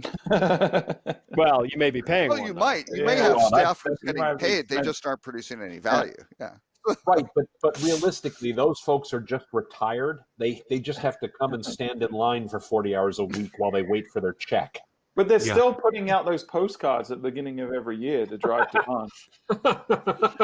Someone's got to do that. So Oh, actually, I just pulled up this Oh, little thing. I thought there were some interesting quarterly performance stats. So, first quarter, okay, actually occupancy was up 8 basis points versus the previous year. So you go, okay, that's pretty good. Second quarter, it's off 22 basis points. Third quarter, so which is quarter to date, off 52 basis points. So all of a sudden things have turned and are heading south. So you wind up, and in all of these for occupancy, ADR, RevPAR, the year-to-date stats are all worse than the 52-week moving average, right? So everything is basically headed south. So, same thing. ADR variance, it was up 1.18% in the first quarter. So just 1.2. It was about 1.4 in the second quarter. Was heading up. Okay, it's okay. Well, third quarter, and again, this is the strongest quarter of the year. Only up about 0.8%. So that's coming down. And what happens with RevPAR? The RevPAR was up 1.2% first quarter, just under 1.1% in the second quarter, and now it is at 0.09% growth in the third quarter. So it hasn't gone south yet for the quarter. For weeks it has, but right. not good. And the point that I made was, if you look back to 2006, this is looking a lot like the exact same pattern that happened in 2007. Global financial crisis didn't hit until September of 2008, Right. but this is looking exactly the same of what's happening to occupancy. Occupancy, Robert, tailing off. Then all of a sudden ADR goes down, RevPAR You're goes a- south, you're a and then resident- something big happens, right? You're a resident historian, right? I I'm have old. Whether we like it or not. been correct. You will learn your history, whippersnapper. But you keep all this data and things like that, and so I have a question for you specifically. Yeah. Why? I have been saying for some time that when we have when our next recession comes, it will likely look like a traditional recession, right? 2008 was not a normal recession. You're There's a right. reason why it's You're right. called the Great Recession, right? Mhm. 2002 was not a normal business cycle recession, right? It was caused by external factors and the like, and the bursting of the dot-com bubble to some degree. When you're saying the data looks like what we saw in 2007, are you saying that we're seeing the same indicators that we see historically before recessions, or are you saying we're seeing the same indicators that we saw the one and only time the economy the indicators you see, hardcore? I think for 2008 there were certainly indicators that there was going to be a recession. I mean, right now you start looking at the government treasury bills, and all of a sudden they've gone inverted, right? Where the the short term yields are lower than the long term yield curve inverted. That normally within 18 months you get a recession, right? But these are all the things. I think what happened in 2008, there was probably one coming, but then there was a catalyst that went boom. Same thing that happened in 2001. Yeah, September 11th. Nobody saw coming, but you had this overheated, dot-com bubble that had just burst, some other things, that happened before. That was really 2000, and things were kind of unwinding a little bit. And then all of a sudden you had this event that just catalyzed it and really, made it go. So no, I think right now I think a lot of folks on Wall Street are loving the volatility because they just make a ton of money. All these algorithms are just going, crank it up, send it down until something triggers Are we an saying adjustment. normal recession, or are we saying abnormal recession? We can hope for a normal recession. My fear is that there will be some catalyst that makes it a big adjustment, because that again seems to be what the algorithms and the street kind of likes, right? I don't know. They like the volatility when there's uncertainty, but at some point things have to get it. You look at historical PE ratio, you just look at all the fundamentals, you go, wow, overheated. The Fed lowering interest rates preemptively, you go, wait a second, guys, you're just throwing some fuel. Why don't we store the fuel cans near the light, near the campfire where we can see them, sort of thing, right? I don't know. Yeah, so yeah, I see a lot of signals for watch out.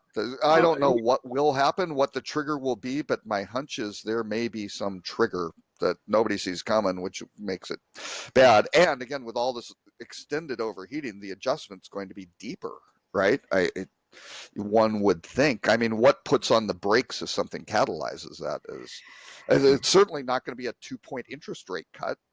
No. Well, right.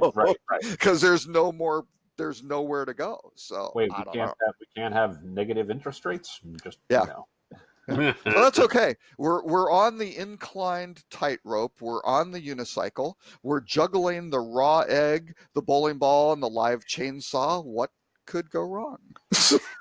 And the two largest economies in the globe are fighting each other. Everyone, have a great weekend. Hope you all don't worry about. We're here until Thursday. Don't worry about the nuclear missile exploding in northern Russia. That's nothing. Or us getting out of the nuke treaty. There's nothing to worry about on any of stuff like that. There's a few check boxes of some fun stuff. All right, on a happier note. Meanwhile, Robert's going long on shotguns and duct tape. Exactly. Hey, Robert, did you buy that little piece of land in the middle of Oklahoma, like you said you were, and dig a big hole in the middle of it? Is that what you did? No. I'm hoping for the best, but I just try to look at fundamentals a lot, right? That's kind of go. That's okay. So let me ask that, and in light of that conversation, how's all these mega companies now, the Marriotts and so forth?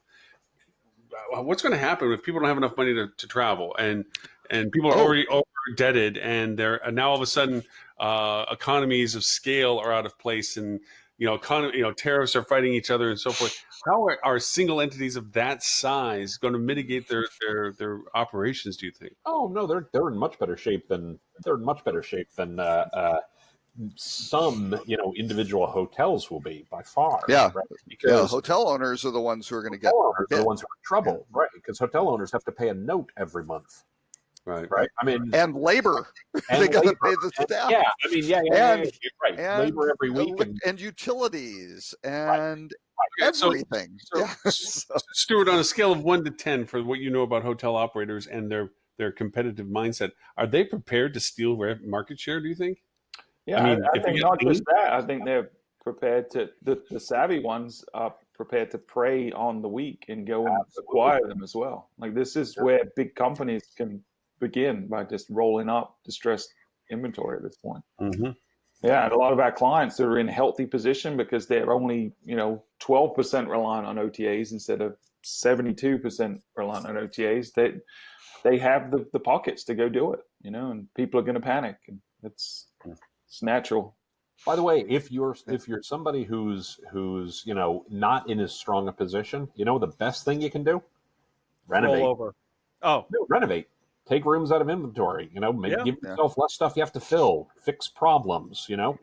Save up some cash right now so that next year, if things are in fact soft, you can take a bunch of rooms out of inventory, fix them up, and then you have easier to do it. Easier to do it during a peak than in the valley when you got no cash flow and things like that. And investors are going, let's. If you're only going to fill, I'm making up this number, 50% of your rooms anyway. Like, if that's the latent demand in the marketplace, sort of like, why not take some of the rooms that need help out of inventory and get them fixed, and set yourself up to be in a really good condition. When you think about it, you take your rooms that are causes for guest dissatisfaction offline when you weren't going to sell them anyways. Do you end up getting a higher guest stat?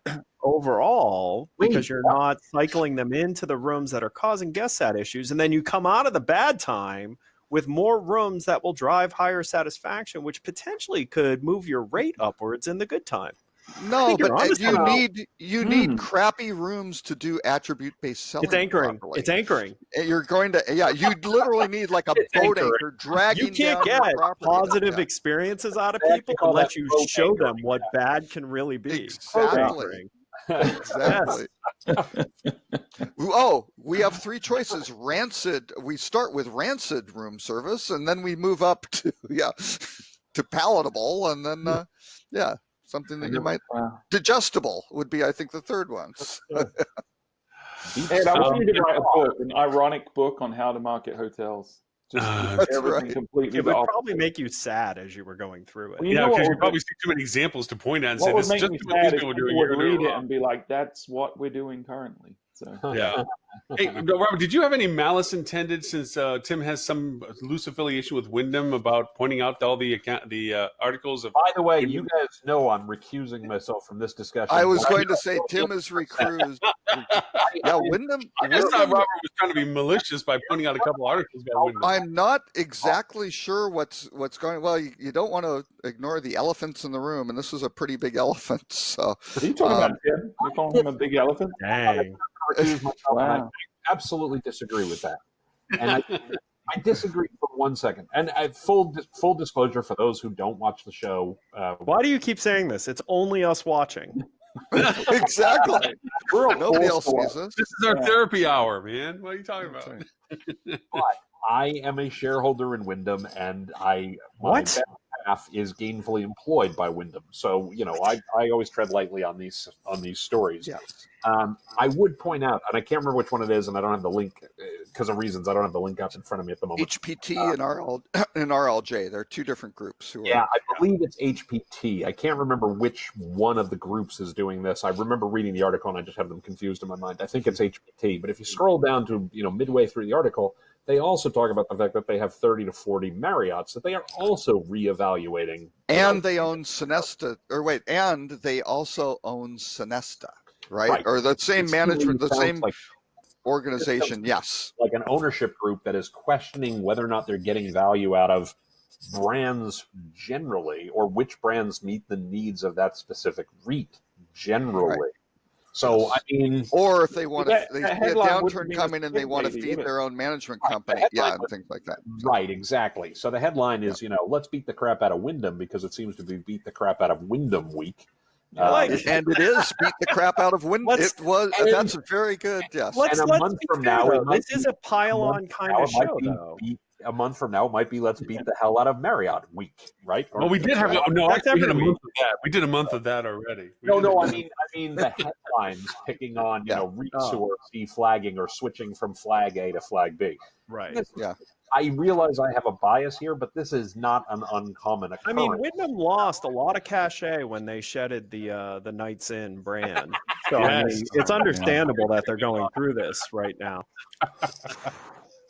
Well, I don't believe I'm speaking out of turn. I don't think so. I believe this was. You don't believe it because you never know when you are. Let's just say I won't go into detail, but Knights Inn had a negative NPS in the JD Power studies that we have. Oh, actually, there were a couple that were around 0, but they had a significantly low Net Promoter Score, which was a bit startling. You don't normally. Fair, those are just the people who ended up at Knights Inns that also had a computer. And for anyone who wants to know where the Flip 2 offices are located, yeah. Well, no, I don't know. It's interesting. Because the Red Lion folks, acquired Knights Inn from Wyndham, and they had acquired the Vantage brands and things like that too. So they've got a lot of economy cat and dog product. I think I would best describe it as. So, and that's fine. You can go look at it and go, hey, there's an asset we can go bring up, and we've got a strategy to go do this. I don't know if they signed up. This is a noble project if they turn that around, because it was in worse shape than I but here's the thing. thought. Okay, like that's the majority of hotels are the ones serving this level of the market. Like we always focus. Like Marriott is not primarily a 4-star hotel chain. Wyndham is not Dolce. Hilton is not Waldorf Astoria. And let's be honest, Waldorf Astoria hotels aren't Waldorf Astoria. So, Exactly. Let's not forget Well that the back of this industry is built on the limited service, low cost hotel rooms. And, I joked about Nights Inn customers having computers, but they fill a need in the market. Super 8 fills a need in the market. Motel 6. By the way, I would like to point out there was in all seriousness, when you were talking about NPS and things like that, there was a dramatic difference in guest satisfaction and things along those lines between Super 8 and Nights Inn. Super 8 is a great brand. Well, and Nights Inn is a membership organization that the ownership has control. It's not a real franchise. There are no brand standards the owners are forced to do. It's a membership, isn't it? They're like committee. You can't force them to do anything on Nights Inn. No, it was a regular brand. It was a regular branded franchise. Was it? Regular franchise. Okay. Oh yeah, for sure. I thought it was a membership. No. No. It was pure. Everything we did at Wyndham during the time I was there, Sendon at the time I was there, was pure franchise. Okay. Yeah. Yeah, and they were just a safety net brand. They were kind of the bottom. It's kind of what Sheraton did it with 4 Points, right? It's like you aren't good, you clean up the brand. It's not an unfair characterization of it. They really were sort of. These are the ones that aren't doing. You can't be anything else, so we're going to go ahead and make you a Nights Inn. And I think it was good. And what kept you in the brand? Brand. What kept you in the Nights Inn brand was that your check cleared every month. Your franchise fees cleared. And really fair about this. I want to be really fair about this. I think I can say all of this because I've been gone from the company for a very long time. I've been gone for, good Lord, almost 12 years now.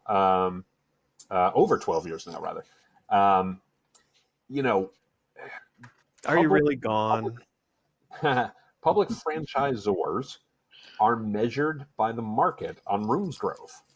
So we were actually really good, especially the last few years I was there. Steve Rudnitsky and his team were doing a really good job, and I think Eric Danziger, when he came in, continued this, and I think Jeff Velati has continued this, of getting, moving poor quality product out of the system.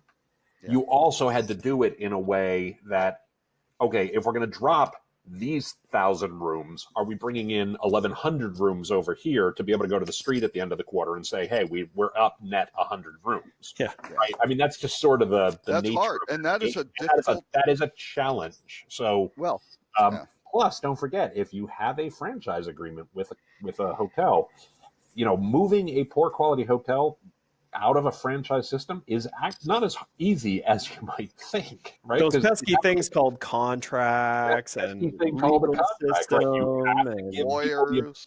You have to give people time to remediate. You have to give people time to say, this is something we're working to fix, etc. So, I mean, it is not as easy as, oh, this property is garbage and it's hurting other properties, so we need to simply kick them out.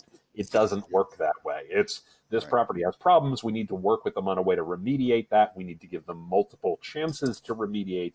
And then, in fact, if they don't, if they're truly not interested in upholding the standards of the brand, then we have to work towards the obvious exit. Oh, and we also have to line that up with bringing in more rooms than we're moving out of the system, or else we have a really bad story to tell the street, and then we don't have the capital to do all the other good things that brands can do if they're appropriate for a given property or set of properties. Yeah, and that is really the story of Starwood's downfall, That's right? Exactly because right. they had two problems. One is they didn't have a lot of mid-scale and economy product that they could build fast, right? You can go, let's start dropping these things out of planes. That was difficult. One of my favorite mid-scale, the Aloft. I think if they had gotten legs under Aloft and Element, that would have with time would have become something that strengthened them greatly. Right. Those were such cool Yeah. Well, and I properties. think a loft technically is like, it's either upscale or upper upscale or something like, which is I don't great. You know. know, they kind of They moved it. thread the They needle pushed so it up much the. on what's what. Yeah, Yeah. I know. Well, Yeah. because they needed to make But room for Element.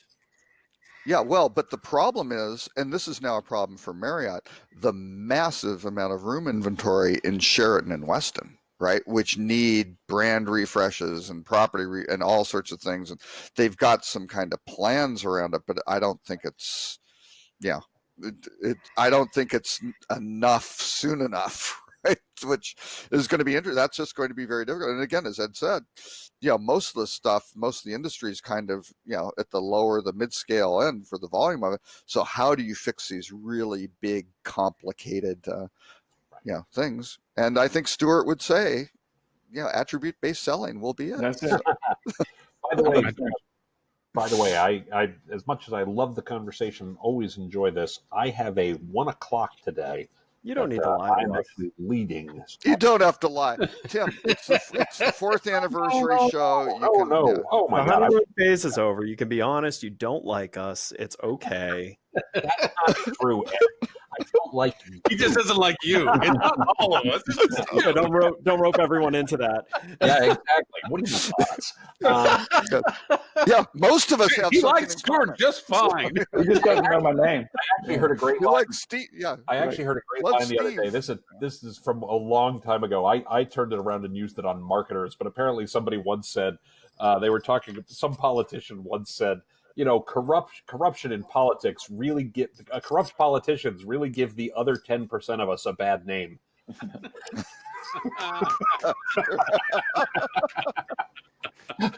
And I'm dying to find a way to use that as often as possible. Possible, yeah. That is a Right? great Like, quote. slimy marketers really give the other 10% of us a bad name. Speaking of which, did you guys That's get good. to the That hyper? one. Did you get to the hyper story last week? Speaking of slimy marketing, Well, before you do that, No. I legitimately do have to drop because I Tim, legitimately have to always sign a up pleasure. for another group. So always a pleasure, guys. Happy Thank anniversary. And Thank you, and thank you for being a big, huge part of that for all the years we've been doing this. For people to know more about Tim Peter and your amazing podcasts, and content and articles and everything else, where do they go? They can go to timpeter.com and they can go to find the podcast at timpeter.com/podcast. By the way, I do have to throw in a very shameless plug for Stuart's podcast and an article he wrote the other day on fueltravel.com, because first of all, it was a brilliant article. Secondly, he quoted me. So, I mean, That makes it all the better for you. all good articles start that way. That's fine. All good articles quote Tim Peter. That's right. All great articles. happy anniversary, guys. Thank you Thank for you, 3 Jim. years. I will see you all next week, and we'll go See from you there. then. Bye now. Bye now. Yes. What article was that, Stuart? What did you do? How did you quote Tim? It was the one about the triggered emails that you should be sending throughout the journey. Oh, okay. Ah. We did Which an was that? episode. We did a separate podcast episode and a blog article on it. But I used his quote about because it was really trying to focus. I actually wrote 2 articles that quoted him this week, because one was about retaining guests that booked through OTA originally and turn them into direct bookers. I wrote that this week. That's going on Hotel Executive in about a month or so. But then the one on emails, I use his quote all the time with a lot of people, but he says, and I don't know if he coined this term, it's pretty commonsensical, but I always attribute it to him. But if you get a guest through the OTAs the first time, great. If you get them through the OTAs the second time, then you're doing it wrong, is essentially what he says. So Yeah. I think I agree with that 100%. So we did a whole thing about how to get OTA guests to turn into direct bookers. Very nice. Very Nice. Yeah. Well, and I think the only point is you may not get all of them, but you should be doing all the right things to make that possible. Yeah, right? the vast that's majority. You need to put Yeah. your best foot forward and actually put some effort towards it. So Right. Yeah. Because there will be some who are sitting there, they're Target Red Card members, and all of a sudden they're Sure. getting a 10% benefit by booking through hotels.com, plus Sure. getting their little stars for the But free that's thing, not and the they don't care. majority. Yeah, that's not the Right. And majority of people. that's not a huge group of Yeah. it. And you kind of go, kudos to the hotels.com guys for figuring that out and going, and that's a pretty compelling sort of Capture thing to that lock one in that group. schmuck. I'm going to work on these other guys that I can turn into my evil Exactly. minions. Yeah. Exactly. Well, with that in mind, we have time for the Rut-Row. People don't have enough money to travel. Ah! Oh, can we, before we do the Rut-Row, can we talk about that stupid plant hotel? Oh, yeah. Of course. That should have been Love the your Rut-Row. plants. Are you stupid? All right, this Well, is a we total, got something for you. I'm assuming this is a total joke, right? This is a publicity stunt from the company that sells houseplants. That's how I read it. Because they said the manager of the hotel was Rose Growing or Rose Grower or something like that. Like this is like the Taco Bell Maybe. all over again. It has Maybe. It Yeah. has to be. There's no way this is legitimate. This is a publicity stunt to sell houseplants because they linked and quoted multiple times a business. And I'm not even going to give them the satisfaction of saying their name because that's what they want. But this trend of creating a one-off boutique hotel for a few days because this isn't permanent just to get publicity is pissing me off. I'm going to just annoying. Stop it. Stop. There are 100 Not funny anymore. 100 rooms up for grabs. So the rooms are just like, shelf spots, right? To go do that. But it's So, only, yeah. I think in the article it says it's only through October something. So do which I get to call my house a Oh, cat hotel now because we have 4? Like, is that all it takes? Like, you just have to have shelves and you're a plant hotel? It's You now you keep your cats on data. shelves? Wait a second, Ed. You keep your cats on shelves. That is Better not than right. a binder full of women. Anyone? Famous political person said that. Yes. It was kind of the end of his Yes. presidential run. Yeah. I have shelves full of cats. Just sounds much better. No one wants to touch that, huh? I'm not gonna- Ed finally figured out the whole herding cats thing. He said it's like herding cats. Ed's like, that's not that hard. You put them like on I did shelves. that. Yeah, like, just put them on a shelf and job done. Exactly. Yeah. Oh, So, boy. did you guys read it that way too? That this isn't. Yeah, a legit I thing? just- Yeah, it was a joke. I That's just- why I thought we weren't going to talk about it. Okay. Good. Yeah. Well, let's not Okay. give them any. Well, I try to throw in little entertaining bits of just what the hell was that in there. We every actually just once in a wanted while. to see- Here's the Reddit. problem with those articles, though, right? And this is why it bugs me. I get being creative from a marketing perspective and trying to create noise, and it apparently it's happened because they've gotten a lot of articles written about this, just like Taco Bell did when they were open for 2 days or whatever it was, right? Yeah. People don't read articles; they read headlines. In the industry, this industry is so stupid that they'll read that article headline, and that's in their You want brain. to roll that back a little bit, just in case someone actually does watch this? Well, some people in the industry just read headlines and regurgitate it, and now everyone's going to be like, People "Oh, in this-" general, not just Big this thing. industry, do that. well, probably people. Some I people. mean- are, okay, you're right, but it annoys me. Trying to save you here from that statement. I don't care. That was your binder full of woman moment. It was. But the I've only said- people who get mad at me are the people that read the headlines and don't read the articles. Anyone that reads the article is not. Well, because the headline of this story would say, Stewart says you're all stupid. But if you're the kind of person that only reads headlines, I don't care because then you are stupid, and I stand by that. If you read So, articles, I mean, I would crap on this a little bit, except I, did get my previous company quite a bit of exposure by writing a series of very funny press releases that were tongue-in-cheek jokes about like major pharmaceutical companies sue Easy Yield for drop in antidepressant sales was like one headline. yeah. Increase in world population tied to use of Easy Yield. So okay. Good. all right, I'm going to embrace it. We're going to start sending BS press releases now. Okay, so I a know. different. So the plant hotel was garbage, but what about Accor going into the Love Hotels? I thought there was a great quote from Michael Eisenberg, who I know from school way back when. That Say which school? Cornell Bingo. University School of Hotel Bingo. Administration. Bingo. You've completed bingo. Yeah. I was waiting for someone to yell bingo, so there we go. But this is a great quote. We don't do rooms by the hour. In fact, a few of their hotels are not joining the network because that is more the style of the hotels, but that's not what we're doing. So what's So funny is the reason I didn't recognize it is because I had read it as Accor loves hotel deals in Singapore. no, they're doing love hotel deals in It's because I just Singapore. scanned it and I was like, nah, I'm not gonna. Yeah. So anyway, So a love hotel is different from a other hotel. How? They rent very for 2 hours short. instead of one. Yeah, very, very common in Asia. Very short length of stay.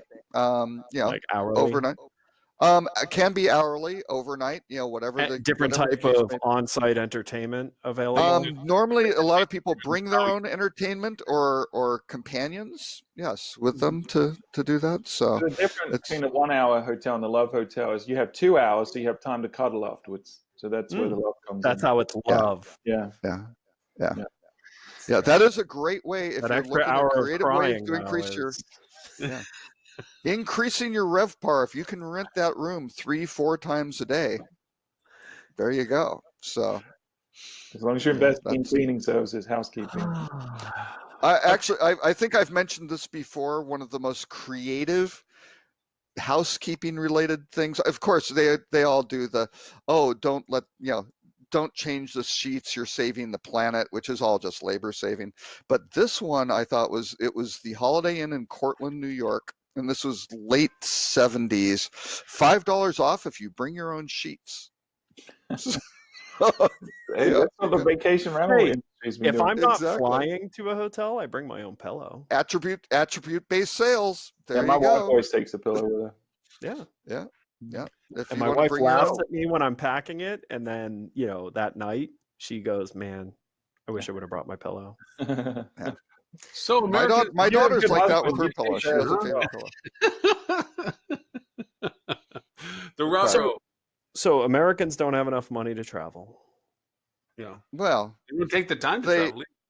they it's not that they don't. There's a certain percentage, the top 1% do. So it's the headline I think in Bloomberg, they can't afford. More than 40% of Americans have opted out of a getaway over the past year, specifically because of the cost, a new study finds. And I think this actually is kind of a serious rut-row, because we were talking about all the attribute-based sales and things like that. A lot of the airline policies are outrageously hostile to families traveling. I mean, Yes. basic economy may be a low, lead-in fare, but all of a sudden when they're looking at, to get full economy, where you've got to, you can actually get seats next to each other because you don't want your 3-year-old and your 5-year-old just, 8 rows away in a middle seat. That is a problem. And it's not just a $30 difference now. American, particularly in Dallas, is getting outrageously aggressive on this. Main cabin seats are now $130 a seat, more And than I do basic laugh economy about and things that like that, because right? hotels are so focused on the fear of like an Airbnb or an OTA stealing their ability to price, when quite honestly, it's been the airlines that have been stealing share of wallet this whole time, which is brilliant on the airlines part, because the airlines are really nothing special. They're buses with wings. Yeah. And yet somehow they've fooled the hotel industry into just accepting that, you know what, we're going to take all your money. We're taking it. Right. It's ours. Right. They created it because of that control of those, or the whole thing of creating hubs and then controlling these origin and destination nonstop markets was the key. That was the killer strategy for at least the North American airline industry. How is it not considered price fixing what they do with their? Oh my God. Okay. Because they fund the right politicians, Stuart. Oh no. Okay. Again, another history lesson. In 1981, I believe, 81, maybe early 82, Ronald Reagan, they had an air traffic controllers strike, right? Which was very bad. Reagan basically threw out all the air traffic controllers who wanted more money and things like that. Really impacted the airline industry. Created havoc for groups like Braniff, who ran a great airline, but was battling for their survival with American. And American Airlines, everybody thinks, based in Dallas. It was based in in New York. The only reason it came to Dallas was the Wright Amendment. Jim Wright, who was the Speaker of the House, very powerful person, created a federal law that said Southwest Airlines could only fly to neighboring states, could not check baggage or even provide fares to go to San Diego. So if you were on a flight from Dallas Love Field to El Paso, and then there was another flight that was the same equipment was going from El Paso to San Diego. You had to get off the plane, pick up your bags, recheck them in, buy it on separate ticket stock as a separate transaction. And it was a federal law. Short story long. Crazy. Short story long. The airlines fund the right politicians, but, like I said. No, Bob Crandall, CEO of American Airlines, they have on tape calling Howard Putnam, who was running fare sales every 2 weeks to meet payroll, saying, if you don't do these fare sales, if you stop these fare sales, we'll stop matching them, because that's how they put Braniff out of business. They wound up A, matching the fares, and then B, offering just some multiplier of advantage miles, right, to just finally put the nail in the coffin. And he was clear. It wasn't a problem. Or Northwest Airlines going against some new upstart carrier and going, oh, you have such and such flights. Well, we're going to A, put 757s or whatever on the flight instead of some regional jet. We're going to go up to frequency of 5 times a day instead of twice, and just bleed them out, because they know, hey, we're going to take all of this. Oh, we're going to give, extra miles to that. They got away with that. Actually, I'm giving you 1 minute to wrap this story up. Okay. Last one was American did the same thing with a great all first class air carrier out of Love Field, right? And they got away with it every single time. The thing that concerns me about this article is that when you add it to another article we had that Robert, you put together for us about people who, even though they're given unlimited vacations, they don't take it. Even though they have 2 weeks worth of vacation, the average is less than 40% of people even taking 7 days away. When you add all of that, plus the increase in debt that is now, when we went through the 2008, 2009, that stopped for a while, but now it's back again. The burdening of debt, the lack of vacation time taking away, to your point about airlines taking their share and whatever's left over is decided on between rented cars and hotels and tickets to parks and stuff. We're setting ourselves up when this does come to deflate, that we're going to be really chasing after a fewer or smaller audience that can actually afford what it is we're even talking about.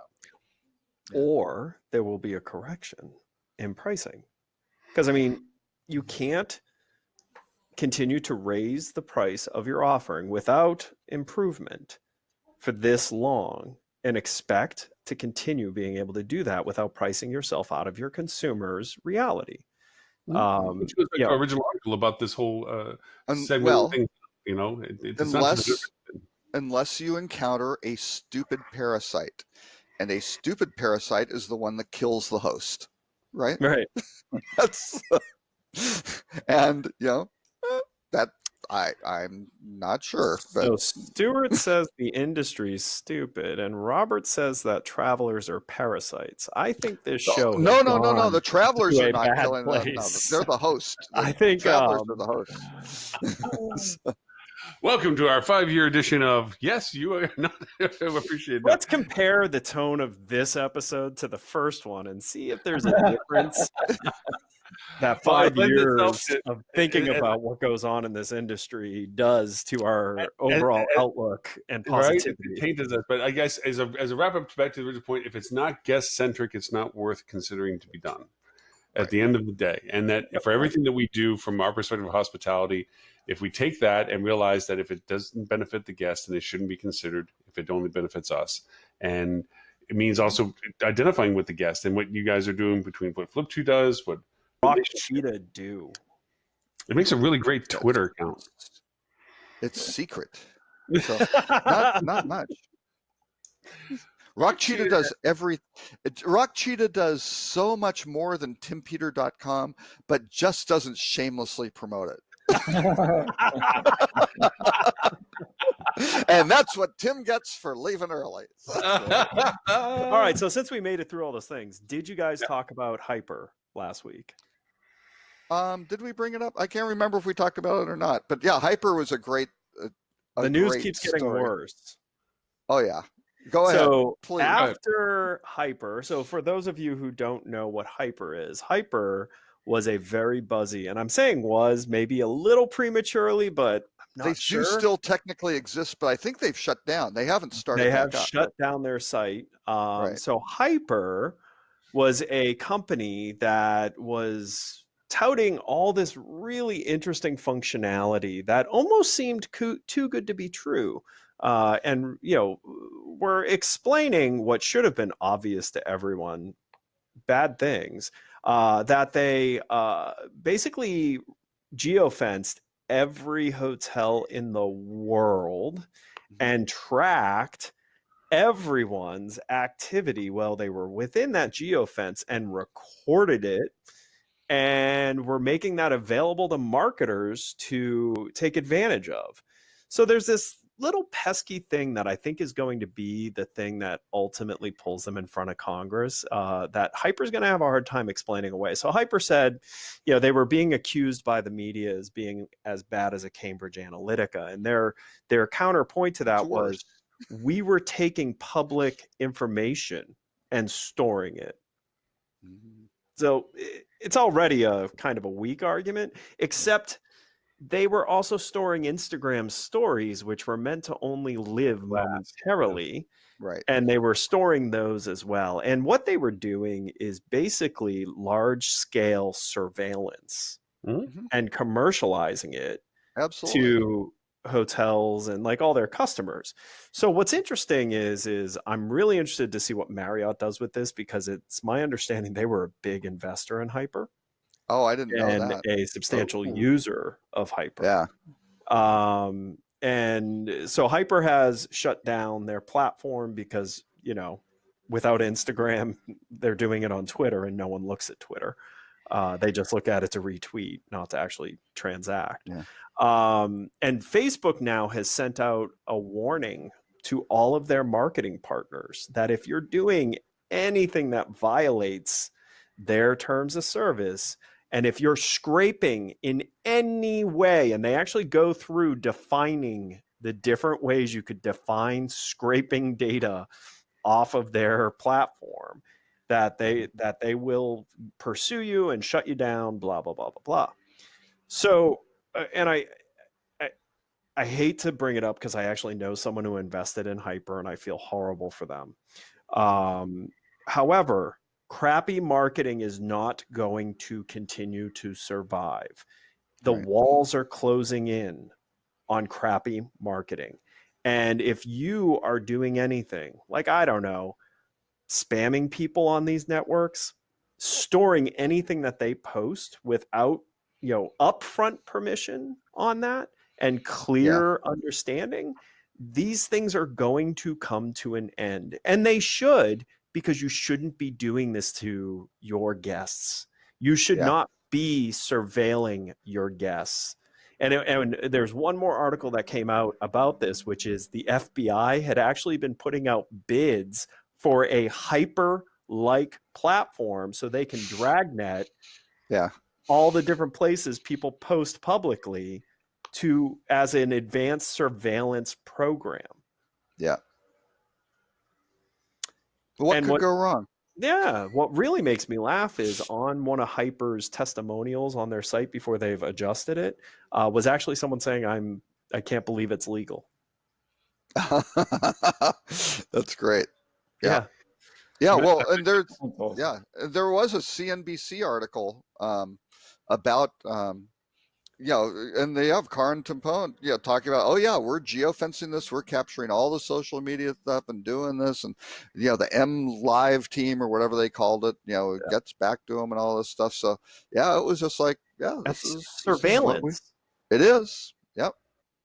Well, I mean, if anybody wants to see this in real life application, just download the app Banjo. And, is Banjo still functioning? It was last I looked. Yeah.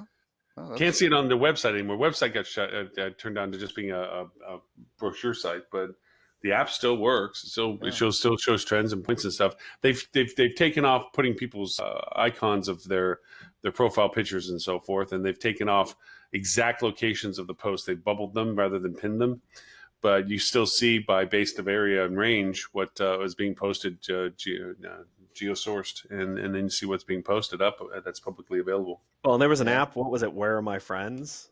Or Friends in Town, that just got shut down. That was basically doing what Hyper does, except telling you which of your Instagram followers were in town. Yeah, Right. well, I mean, Facebook had their nearby. What's nearby is still, and it's in general form. Yeah, but it's that's now often. There's a difference. Yeah, Yeah. Nearby, you can actually turn it on or off, right. and it's not defaulted to on.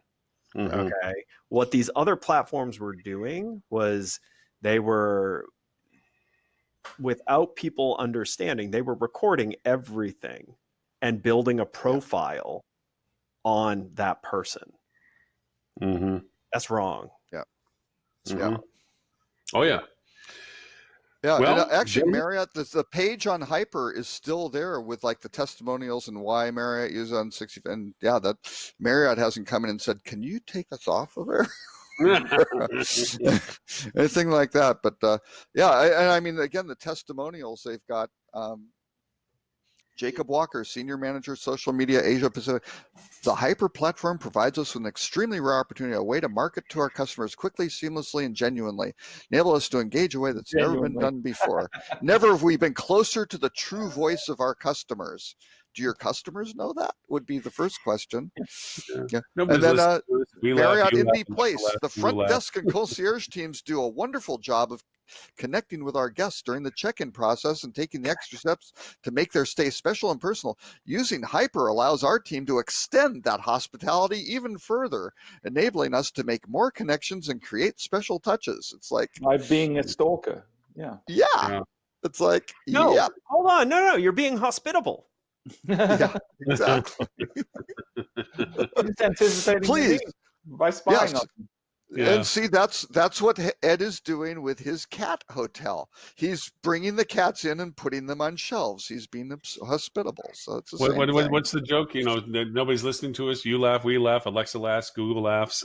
Yeah, exactly. Exactly. I've not heard that before. That's funny. That is funny. No, it Yeah. is. So here's the thing. I think there's going to be a lot of shakeup here because Facebook's under immense pressure to handle this type of stuff.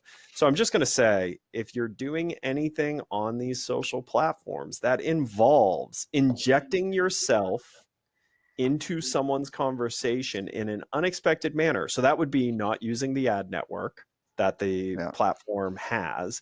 Instead, I don't know, listening and commenting actively on posts that weren't directed to you, or scraping. So by the way, scraping data, I know some of you may not understand this, but the platforms that scrape imagery off of these social networks, imagery contains personally identifiable information. So if you're doing any of these things, the days of being able to do that are numbered, because Facebook is under immense pressure to shore up all these different ways that people can build very evil Loose ends. And if you're not sure whether you should be doing it or not, one, you probably shouldn't be. If you're asking that question, Yeah. you should not be doing it.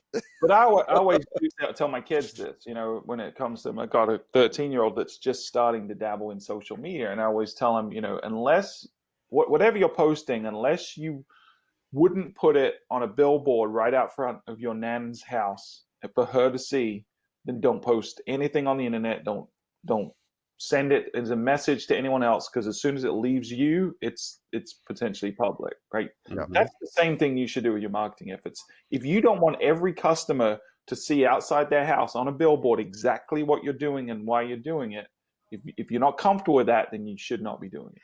What should I do with that picture that you sent me about you? But no, very true statement Perhaps to that. Lauren and Lauren, my relationship with Stuart is apparently very different from Lauren's relationship with Stuart. I'm not sure. So the other thing, since we're probably at a point where no one's going to watch this part, I think it's They very laughed after funny. my rant, and I they think it's called very me- funny in the last email string we all had about the first article, how Dan Waxman like put a really funny joke and zinger against Lauren, and no one Yes. has responded to it. I was hoping he was going to pop on Part the of show. I that- was going to say Part of that. that's because he was in a different time zone and it was very late. But I almost kind of want to lean into it and like maybe let a day of crickets go by and then have one of us just reply like, "Wow, Dan." Really, you crossed the line, Dan. Because it's like literally the first time he's really, kind of dug On into it. Yeah. I will point out though that I'd made the same joke about 5 emails before that. Yeah. He did. It was verbatim Stewart's joke. Yeah. Yeah. So Yeah, he did point that out, but But now it'd be even funny if we act like he crossed the line. He was. That's what I'm saying. I was thinking about it this morning because no one had replied to it still. So I was thinking of being like, it was brilliant. "Oh, It I'm was just a going to break brilliant the line. ice here, Dan, and let you know this wasn't. No one responded because it was I late." mean, you ruined Lauren's 4th anniversary show. Oh, Right. yeah, you like you say, yes. This became Well, no, the it's Lauren's Ruffo 5th of anniversary this show. week's. Well, as far as Lauren's concerned, it is the 5th year. It's the 5th. I started at Everyone 1. else, Dude, you're not 1 when you're born. You're 0 when you're Right. born. You're So this is zero. 4, It is my 4th birthday, 5th anniversary. the measurement, the measurement of years is at the completion of 12 months is 1. Yes. Yes. Right. Yeah. Okay, so but if I say I've been doing it for 5 years, how's that? 4th anniversary, 5 years I've been doing it. You're starting your 5th year. Yeah, I think that's it. You're starting. You're entering your In 5th your 5th year. Yes. Actually, technically, just to be, by numbers, last week was our 5th anniversary. Or 5th So then year. it's been 5 years.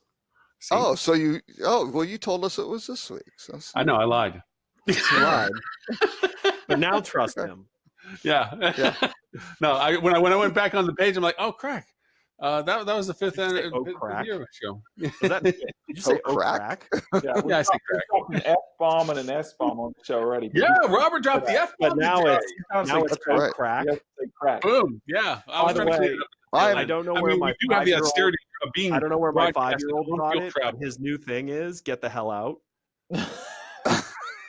I'm gonna go ahead and guess he got it from his dad. Just He didn't. because They're that's not- parrots. That's not a saying of mine. Like listen.